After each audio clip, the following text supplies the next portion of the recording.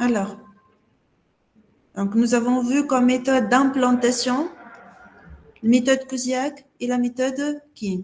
Et je vous ai proposé lundi 3 exercices. Un exercice pour la méthode, pour les 2 méthodes d'implantation et voilà, les 2 pour les méthodes d'implantation et un exercice pour les 2 méthodes de mise en ligne. D'accord? On va commencer par l'exercice 1. On va essayer de résoudre cet exercice par la méthode, par les 2 méthodes, par la méthode King et la méthode Kuziak. On commence par quoi? Qu'est-ce que vous préférez? Beshnabdeo King ou Kuziak? Si vous ne préférez rien, on va arrêter la séance et je vous laisse terminer votre exercice. On a même le choix de la méthode Motkolou Hacha.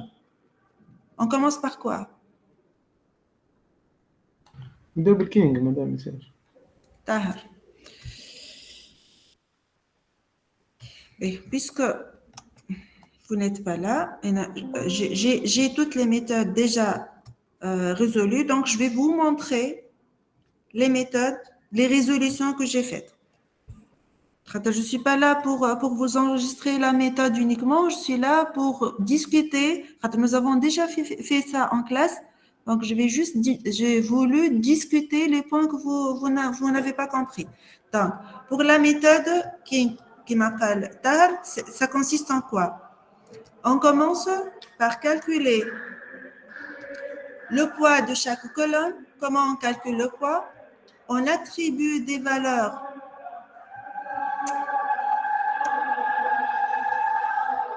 On attribue des valeurs décroissantes en partant à partir de la droite. On affecte la valeur 0 pour le dernier poste et on revient jusqu'à, si on a M poste, jusqu'au poste M-1. On calcule par la suite les poids binaires, la valeur binaire de chaque colonne. 2 à la puissance 0, 2 à la puissance 1, 2 à la puissance 2, etc. Et puis, on va calculer l'équivalent décimal. Comment on va calculer l'équivalent décimal? C'est en multipliant la ligne du poids par la ligne du produit. Et on va faire pareil pour tous les produits. Donc, on va avoir un équivalent décimal pour chaque ligne. Et de même, on va calculer le poids, on va attribuer la valeur 0 au produit, au dernier produit, et puis on va augmenter la valeur jusqu'à, si on a n produits jusqu'à n-1, on a commencé avec 0, on va calculer 2 à la puissance poids, 2 à la puissance la valeur que nous avons affectée, on va avoir le poids de chaque ligne maintenant. Puis, on va calculer l'équivalent décimal de chaque colonne en multipliant la colonne poids de chaque ligne par la colonne de chaque équipe de travail. Équipement de travail, équipement de travail ou la machine. Étape suivante. L'étape 2, on va ordonner dans l'ordre décroissant les différentes machines. L'ordre décroissant de l'équivalent décimal. Puis, l'étape 3, on va recalculer de nouveau la valeur, l'équivalent décimal des lignes selon l'ordre déjà défini. Vous pouvez remarquer que l'ordre né, c'est l'ordre ici. Donc, on va recalculer l'équivalent décimal et ordonner dans l'ordre décroissant les postes. On continue à faire le même algorithme jusqu'à quand? Jusqu'à ce que les lignes sont ordonnées dans l'ordre décroissant. Les équivalents décimaux des lignes sont ordonnés dans l'ordre décroissant. 96, 96, c'est dans l'ordre. De même pour les colonnes ici. C'est dans l'ordre décroissant. Si je vais effectuer une autre itération, je vais calculer l'équivalent décimal. Qui fait je vais calculer l'équivalent décimal? C'est la somme produit de quoi?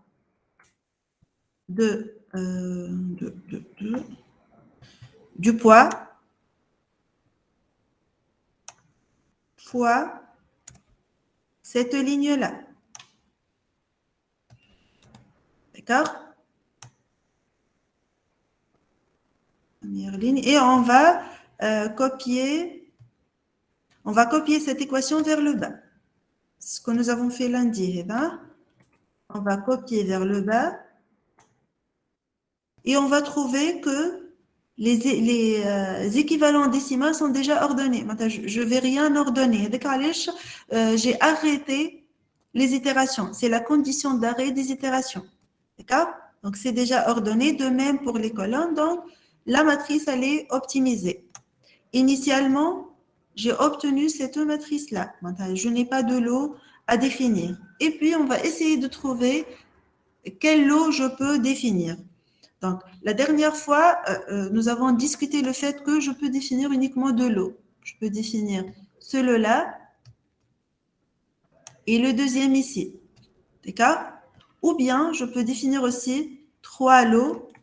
Je peux évaluer les performances de chaque lot et décider qu'est-ce que je vais choisir. Mais l'essentiel, si je vais utiliser la méthode King, c'est de commencer par calculer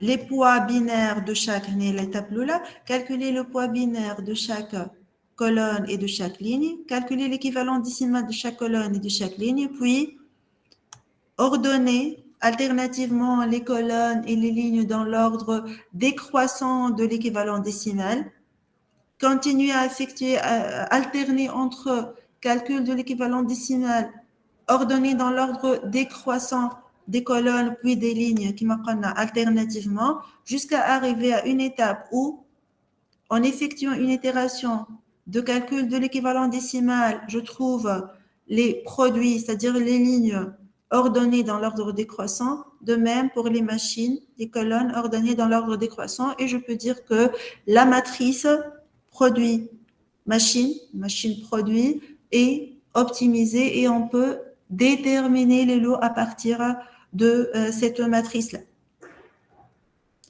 C'est la méthode King et vous pouvez trouver l'algorithme dans votre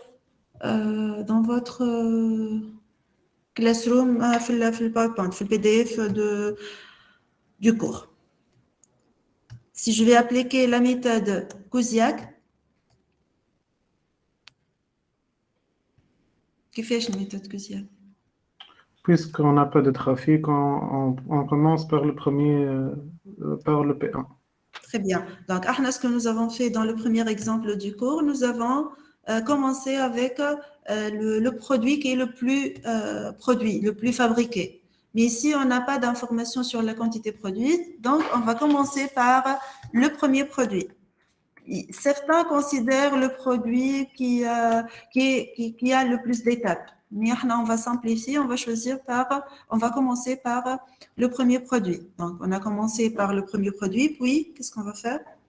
On va sélectionner M2 et M5. M2 et M5 qui sont les équipements qui interviennent sur ce produit-là. Puis, on va chercher qu'est-ce qu'on peut ajouter comme produit à ce lot-là. On a défini un lot formé par M2 et M5. Qu'est-ce qu'on peut ajouter comme produit qui ont des étapes effectuées sur ces deux machines-là? Est-ce qu'on va ajouter le produit 3? Il y a une étape en commun, mais ça représente 33% uniquement le produit 5. Comment? Juste les produits P5 et P7. Oui, mais pourquoi? Je ne vais pas ajouter parce que l'étape qui est exécutée sur ce lot-là ne présente que 33% de l'ensemble des étapes. P4, il n'y a aucune étape en commun. Pour P5, c'est 100%. 100%. Donc, je vais considérer cette étape-là, 100%. Pour le 6, il n'y a pas d'étape en commun. Et pour le 7, c'est 50%. Donc, je vais le considérer. Donc, je vais ajouter P5 et P7 pour ce lot-là. Puis, je vais voir, est-ce que pour ces produits-là, il y a des étapes qui sont exécutées dans des équipements qui n'appartiennent pas à ce lot, Pour le 5, il n'y a pas d'étape parce que c'est 100%. Pour le 7, j'ai la On troisième peut faire machine. les trois, non. Est-ce que je vais la considérer, la troisième machine? Oui, parce Ah que... oui, ça compte. Non, oui, oui, parce que on dit 50% des produits sont exécutés sur la machine 3. Des produits qui appartiennent au lot sont exécutés sur la machine 3 et donc je vais considérer cette machine M3 dans le lot. Est-ce que je vais ajouter un autre produit? Non, madame. Et que dire de Oui, ce oui, oui, P3? P3. P3, il Donc, sera. P3, où elle a dit 66%. Ce n'est plus 33%. On a dit cette étape et cette étape sont exécutées dans le lot. Et j'aurai ici un 66% des étapes qui sont incluses dans ce lot. Est-ce que, P3, est-ce que je vais considérer M4? Non, On dit une étape ici parmi trois. Non, Plutôt un produit non, parmi trois. Donc, je ne vais non, pas c'est pas- sélectionner Khater, c'est 33% uniquement des produits qui ont des étapes sur la machine 4 qui sont considérés dans ce lot-là. Donc, le premier lot sera formé de M2, P1, P3. M3, P1, P3, P5, P7 et M2, M3, M5. D'accord? Hmm? D'accord Oui. ou pas? Oui. Bad, qu'est-ce qu'on Oui, fait? d'accord. Ça, c'est le Ensuite, premier lot. Le deuxième lot, on commence par le premier produit qui n'a pas été considéré dans le lot 1. S'il y avait une quantité produite, on choisit le produit le plus fabriqué dans le reste des produits qui n'appartiennent pas au premier lot. Donc ici, je vais considérer les deux. Hein?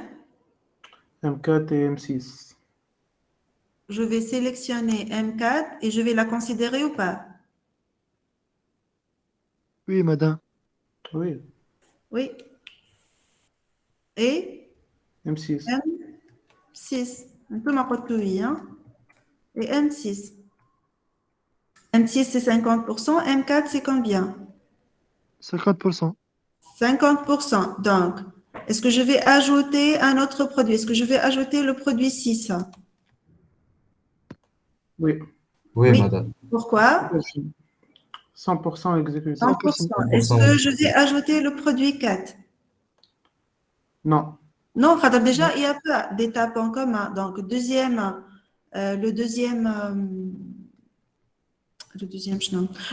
lot, il est formé par les machines M4, M6 et le produit P2, P6. Et le troisième lot, c'est le lot formé par P4 P4 et M7. qui sera formé par les machines M1 et M7. M7. D'accord?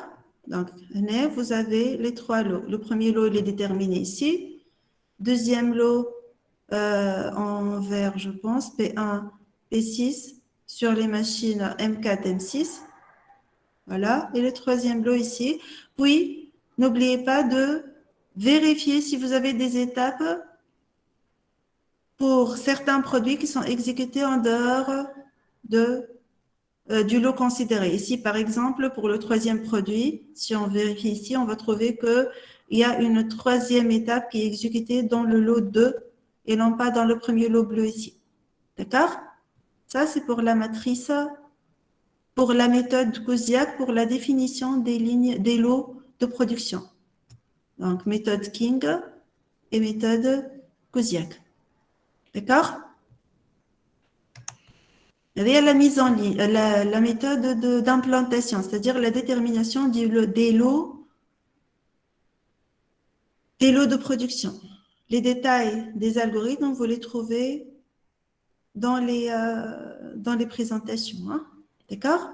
Mais, allez, je n'ai pas utilisé les lots que nous avons trouvés ici parce que la définition, elle est très simple des lots. Donc, vous allez trouver que ce sont des machines non serrées qui ne nécessitent aucun effort à faire, que ce soit pour celui-là ou pour l'autre. Donc, je vous ai proposé, et on peut faire la même chose ici. Hein.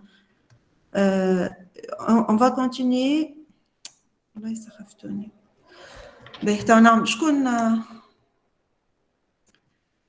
Est-ce qu'il y a ici quelqu'un qui n'a pas assisté lundi? Est-ce qu'il y a quelqu'un qui Moi, n'a pas madame. assisté? Ok. Oui. On va utiliser le deuxième exemple pour la méthode de King. Vous n'êtes pas présent. J'avais 3 ou 4 étudiants uniquement. Oui, donc, on va reprendre King pour un autre exemple. Là. B. On commence par quoi avec King? À titre comme des exemples. On commence par affecter les Le valeurs nombre de 0 à de 0 à m-1. Très bien. n-1. Égal, ça, plus 1. Léger au père au présent, voilà, moi je suis présent lundi. Oui, j'étais présent. Tu étais présent. Je préfère que les absents répondent, s'il vous plaît. C'est pour vous. Vous les présents maîtrisent déjà normalement la méthode. D'accord? Essayez de répondre, s'il vous plaît. Donc, on va affecter une valeur décroissante à partir du 0, à partir de la dernière colonne. Puis, on va calculer le 2 à la poids, puissance 0. le poids binaire égal 2 à la puissance.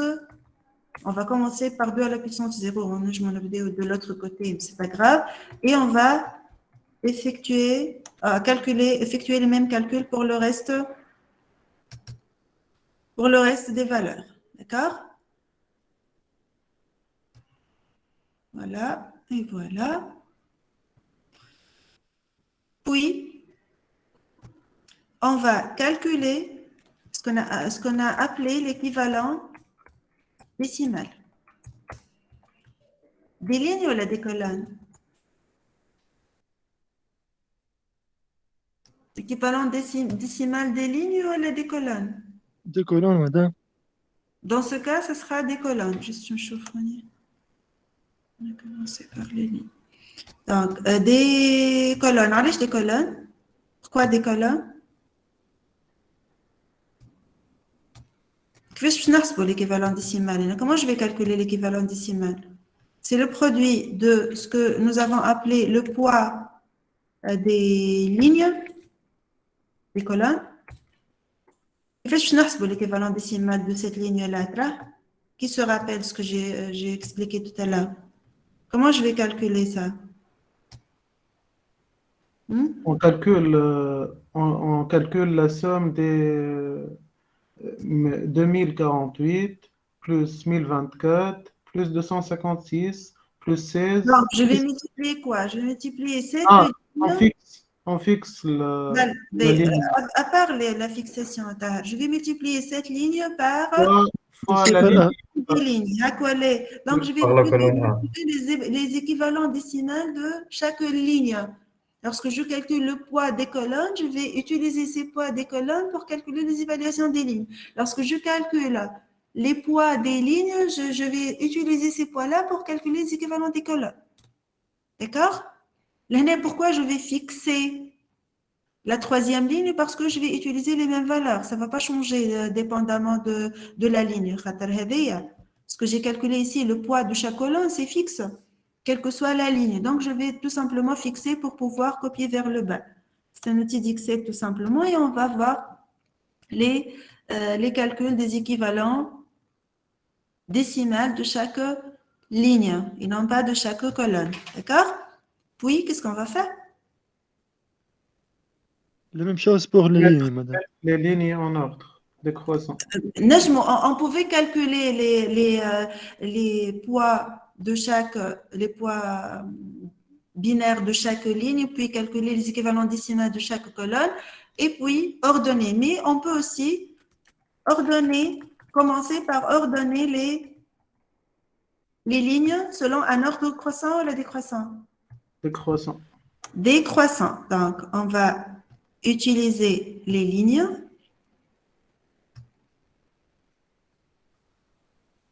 On se base sur la colonne les colonnes. Je vais les tourner. Si. On va ordonner les lignes en se basant sur les colonnes. Donc, sur la colonne équivalent décimal. D'accord? On va ordonner les lignes dépendamment de la valeur de l'équivalent décimal qui est la colonne P, la colonne P, et je dois préciser que c'est du plus grand vers le plus petit. Voilà, on a ordonné les lignes. D'accord? L'équivalent décimal des lignes. Maintenant, on va faire pareil pour les colonnes. On va affecter la valeur 0 à la dernière ligne. Puis, on va monter par 1 jusqu'à atteindre, si j'ai m produit, la valeur m-1. Puis, qu'est-ce que je fais par la suite? 2 à la puissance 100. 2 à la puissance, c'est le poids, je vais calculer le poids des lignes. D'accord? Et ça va être égal à 2 à la puissance, cette valeur-là, et on va copier vers le bas aussi. Ou à la bas. D'accord? Et ce sera les poids des colonnes. D'accord? Oui, qu'est-ce qu'on va faire?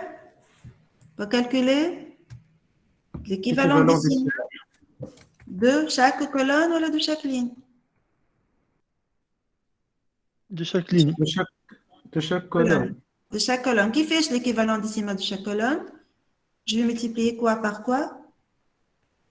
PL fois T1. Le poids des lignes. Fois... la somme produit. On va faire quoi? 128 fois 1, plus 64 fois 1, plus 32 fois 1, plus 16 fois 0, plus 8 fois 0, plus. Et cette fonction est assurée par Excel par la fonction somme produit. De cette ligne-là, multipliée par chacune, cette colonne, pardon, multipliée par chaque colonne, et on va fixer quoi? Le A ou le 6? Le A. Le A, c'est la colonne A qu'on va fixer, d'accord?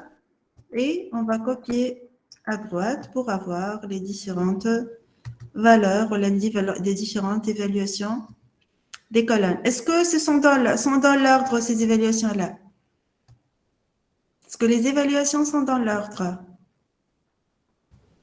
Non. Non. Non. Donc, je dois ordonner les colonnes. Est-ce que je vais sélectionner tout ça? Est-ce que je vais sélectionner la première colonne? Non. Non, je vais sélectionner uniquement les colonnes et la dernière ligne. Et je vais trier. Dans l'ordre décroissant. Je vais trier selon quoi? Selon l'équivalent décimal de la ligne 14. Donc, selon la ligne 14. D'accord? Et il ne faut pas oublier, du plus grand vers le plus petit, on va voir l'ordre. D'accord? Normalement, je ne l'ai pas. Normalement, on doit faire quoi? On doit recalculer l'équivalent décimal en appliquant la formule. Ça ne va pas changer, bien sûr. Ça ne dépend pas des équipements, ça dépend uniquement du nombre de postes de travail qui n'a pas changé, bien sûr. Ce sont des données de problème. Et on va calculer pour chaque ligne.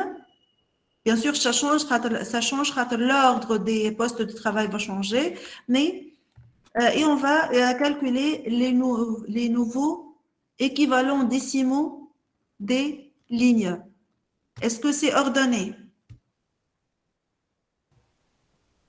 Est-ce que c'est dans l'ordre? Non, madame. Non? Donc, non, je dois aussi ordonner les différents produits dans l'ordre décroissant selon la colonne P. La colonne P est dans l'ordre décroissant. Voilà. Et on doit recalculer l'équivalent décimal de chaque colonne. Ici, c'est dans l'ordre. D'accord? Donc, j'ai atteint. Allez, j'ai atteint la solution optimale parce que les colonnes sont dans l'ordre et les lignes sont dans l'ordre. Donc, je peux définir Les lots. les lots. Je peux par exemple définir un lot. Et on a discuté en classe qu'on peut définir ou bien 3 lots, qui mahaka. C'est une proposition et un 3e lot ici. Ou bien, je peux aussi définir 2 lots uniquement. Ça va dépendre du besoin. Haka, aucun. Et je peux définir un lot. Ça, c'est un lot. Et ça, c'est un 2e lot, mais les performances seront inférieures parce que j'aurai des postes qui sont au repos lorsque les autres postes du même lot sont fonctionnés. C'est l'exemple, là, c'est l'exemple du cours. Pas grave. Hein? Donc, là, je vois facilement que je peux définir 3 lots différents. D'accord? C'est clair pour la méthode King? Oui, madame. Koziak, je ne vais pas la refaire. Maintenant, on va donc Koziak, King pour le premier exercice et Koziak, King pour le 2e exercice. D'accord? Les exercices sont ces 2 exercices-là. Maintenant, pour la méthode de mise en ligne. Je nomme les 2 méthodes de mise en ligne que nous avons vues. La Matrice matrice d'antériorité. d'antériorité et la méthode des ronds moyens. On commence avec la matrice des antériorités. Comment on procède? La première étape. On va On cherche les considérer postes antérieurs les directement postes de antérieurs. travail. Très bien.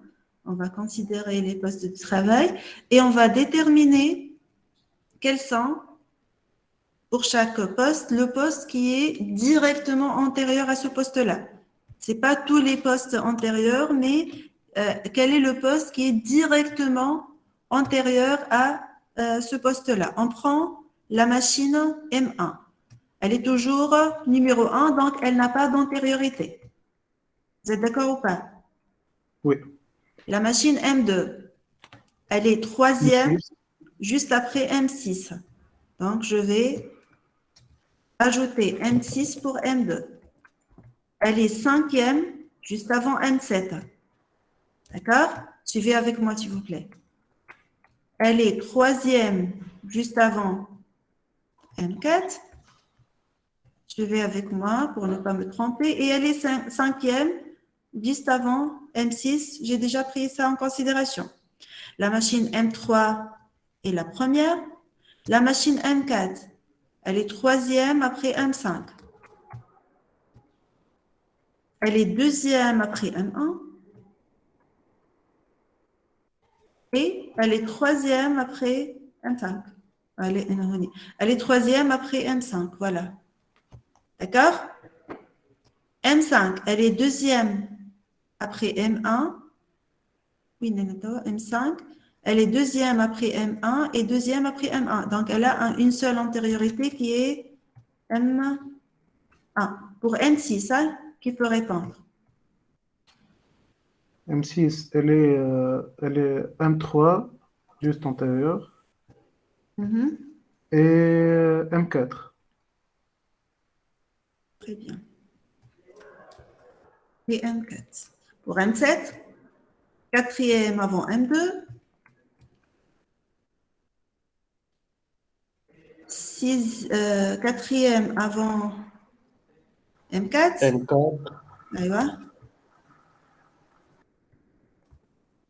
Et 4e avant, M2, ça y est, on a pris ça en considération. bon. Pour M8, 5e avant M7. 6e avant M2. Et 5e avant avant M7. 6e avant M2. Donc, on s'arrête. Pour M9, hein, on finit avec M9. Elle est 6e avant M8, ouais, 7e avant M8, juste M8. M8. C'est Voilà. M8. D'accord. Et qu'est-ce qu'on fait après? On va définir le rang de chaque équipement. On va définir le rang. Et on va affecter, voilà, attribuer le rang 1 pour les équipements qui n'ont pas d'antériorité. Donc, 1 pour les machines, dans notre cas, qui n'ont pas d'antériorité. Ce sera 1, 3, Et 1 et 3. D'accord? Voilà. 1, 2, 3, 3, 3. 1 et 3. Et puisque ces deux machines ont le même rang, on va les placer en parallèle. 1, 3. Et on va barrer là où j'ai M1 ou M3. Donc, je vais les barrer. D'accord? Là où j'ai M1 ou M3, je vais les supprimer. Donc, oui, là, on dit M1, M3. On dit ici M3, M1. C'est tout, je pense. Voilà. Et puis, je cherche. Est-ce que j'ai une autre... M5, madame. M5. Est-ce que j'ai une autre machine qui n'a pas d'antériorité? Ça devient le M5. M5. Voilà. Ça va être placé en série. D'accord? Et je barre là où j'ai M5. Donc, j'ai M5 ici. C'est tout. D'accord? C'est tout. Donc, M5, c'est le numéro, c'est le rang numéro 2. D'accord? En barrant M5, quelle est la machine qui devient son antériorité? C'est M4. M4. Ce sera le rang 3. M4. Et le rang 3. Et par la suite, je barre là où j'ai M4. Ici, ici, ici. C'est tout. Hein? Ottawa, qu'est-ce qu'on fait? Hein? Qu'est-ce qu'on fait ici? M6, madame. M6. Ah, allez, vas-y, M6. L'étape dont j'ai besoin. M6, c'est le rang 2, 3, 4. Je barre M6. M6 ici. D'accord? Hein? Maintenant, qu'est-ce qu'on fait? Est-ce qu'il y a des machines qui n'ont pas d'antériorité? Non?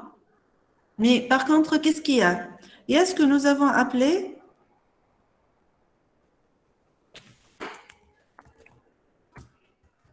boucle. C'est quoi une boucle? Je connais Fakarni. C'est quoi une boucle? Situation de blocage directement opposé. Par exemple, le poste M2 a un poste antérieur, le poste M7. Donc, vous pouvez, très bien, merci Et le beaucoup. M7 a Donc, vous pouvez remarquer ici que M7, elle est antérieure à M2 et M2, elle est antérieure à M7. Donc, c'est une situation appelée boucle. Et comment on va débloquer cette situation, Mohamed? On va mettre les deux postes en parallèle. On va placer les deux postes en parallèle. Si vous vous trouvez dans une situation de boucle, vous placez les deux postes en parallèle. D'accord? Donc, on va placer ces deux postes en parallèle parce qu'ils forment une boucle. Mouch ala khater, ils ont le même rang et parce qu'ils forment une boucle. C'est M2 et M7, c'est bon. D'accord? Est-ce que c'est clair pour le boucle? C'est intéressant, hein? Il faut comprendre cette notion. Et puis, on va barrer M2 et M7 de partout. Qu'est-ce qui reste? Je vais avoir M8 puis M9. M8 et M9 finalement.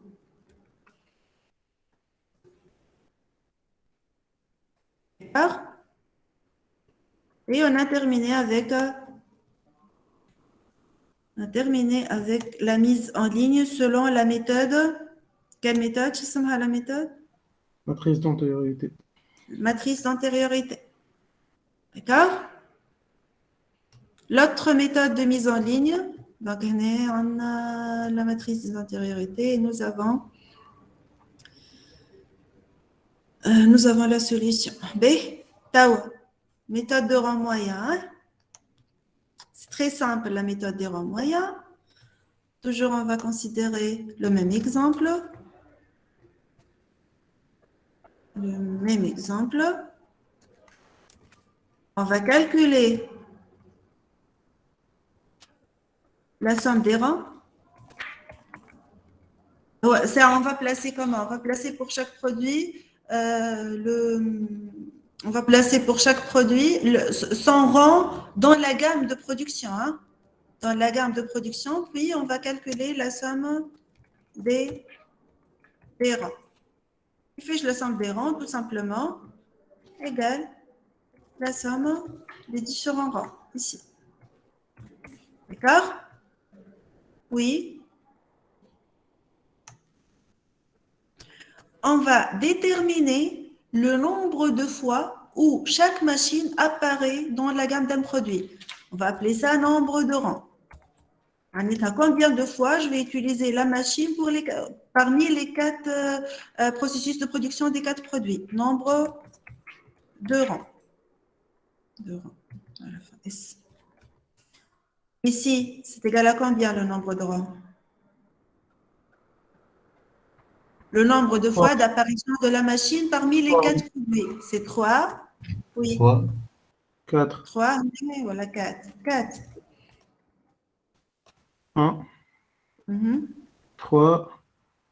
2. 2. 3. 4. 3. Très bien. Puis, on va calculer le rang moyen. Tout simplement, on va diviser la somme des rangs par le nombre de rangs. D'accord? On va faire pareil pour le reste des postes. Puis, ce qu'on va faire, qui peut me rappeler? Classifier les rangs dans l'ordre croissant. Ordre croissant et non pas décroissant. Ordre croissant. Croissant des rangs, bien sûr. On va classer.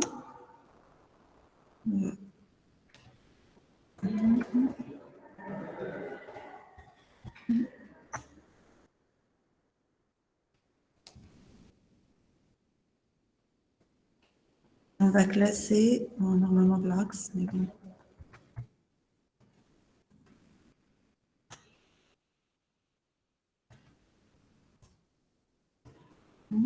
Et on va classer dans l'ordre croissant des rangs.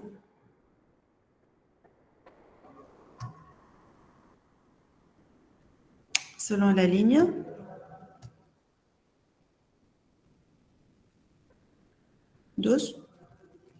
Du plus petit vers le plus grand. Et donc, nous aurons ces 2 configurations-là. Là où vous avez un rang moyen égal, c'est que les équipements sont parallèles. D'accord? On est un des 2 rangs égal, donc j'aurai des équipements, des machines en parallèle.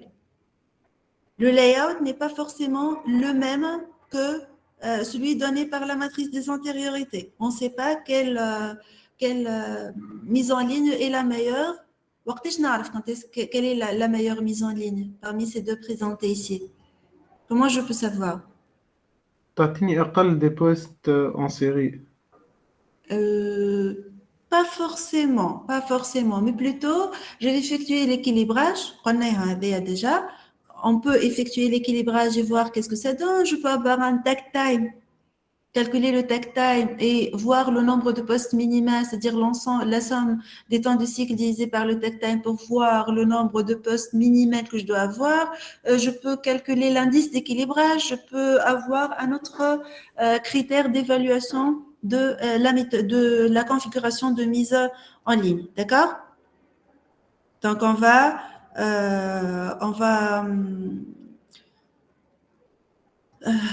évaluer la configuration donnée par chacune de ces méthodes de mise en ligne, que ce soit la méthode des antériorités ou la méthode des rangs moyens, et puis on va choisir la configuration qui nous convient dépendamment de nos contraintes.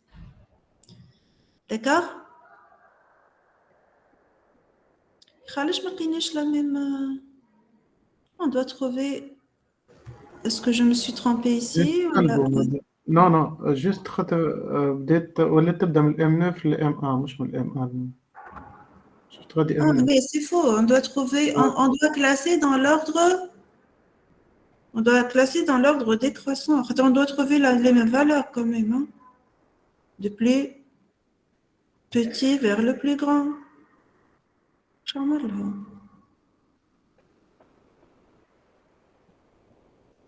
Allez, je m'attends du plus petit. Il 1, c'est plus petit. Je vais m'attendre chez quelqu'un. Ah, alors je vais lorsque j'ai copié, qu'est-ce que j'ai fait? عملت coller. وقت اللي عملت coller, شنو عمل هو Excel? Parenthèse. Il a copié même l'équation. Hein? Il a même copié l'équation. Donc, il a divisé le rang moyen que j'ai déjà calculé par le nombre de moyens. Normalement, qu'est-ce qu'on peut faire? Je connais comment on fait. Non, mais le contrôle C, et puis vous collez, c'est pas du ligne, Excel. Vous collez la valeur. Vous collez la valeur, mouche l'équation. Donc, si vous cliquez ici, vous allez trouver que c'est la valeur qui est là. D'accord? Vous voyez la différence ou pas? Pour Tarmal copier-coller, ça. Regardez. Copier-coller. Je n'ai pas eu la même valeur. Allez, ah, voilà, allez. Al-Khatr, il a divisé par 0. Vous voyez? Donc, attendez une valeur impossible à calculer. Femme-toi, allez, il a copié aussi l'équation. Donc, il y a le contrôle X, contrôle V, ou là, vous copiez la ligne, mais vous collez uniquement les valeurs. Donc, vous choisissez ici, coller la valeur. Et ça va coller uniquement la valeur. Le tri, ça va être je suis sûre que j'ai travaillé correctement. Voilà.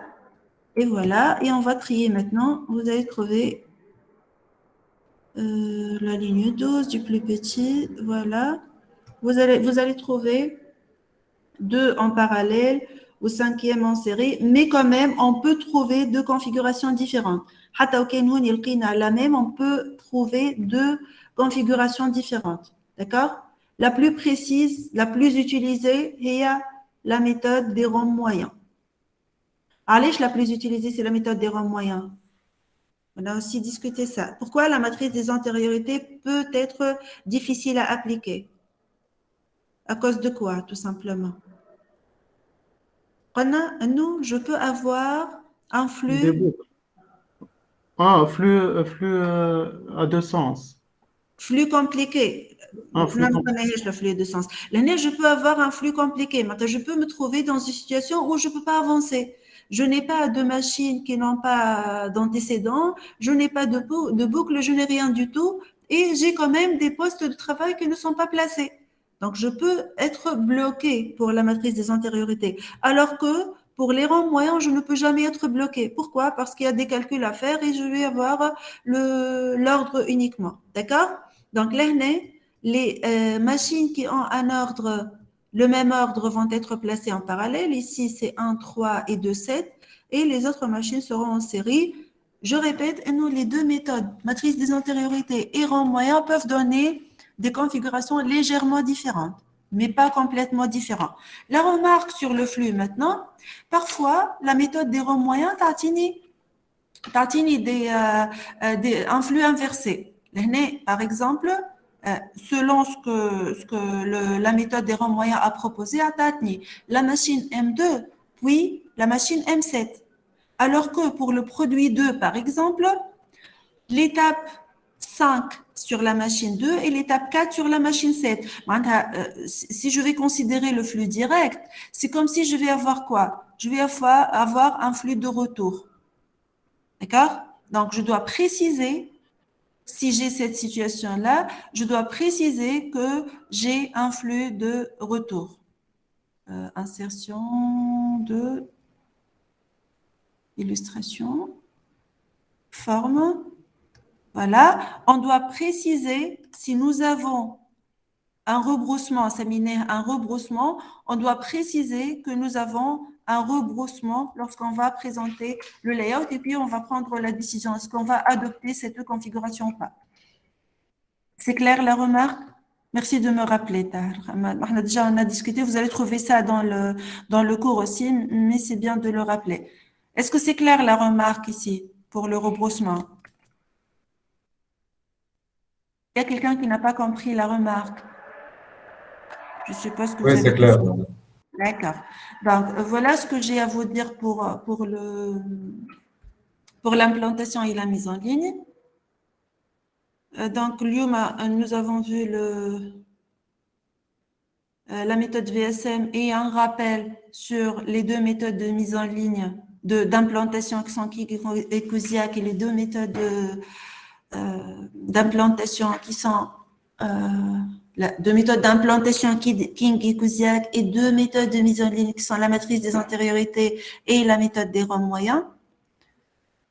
Voilà, c'est notre dernière partie du cours. Si vous n'avez plus de questions, je vais arrêter l'enregistrement et voir si vous avez d'autres questions à poser par la suite. D'accord ?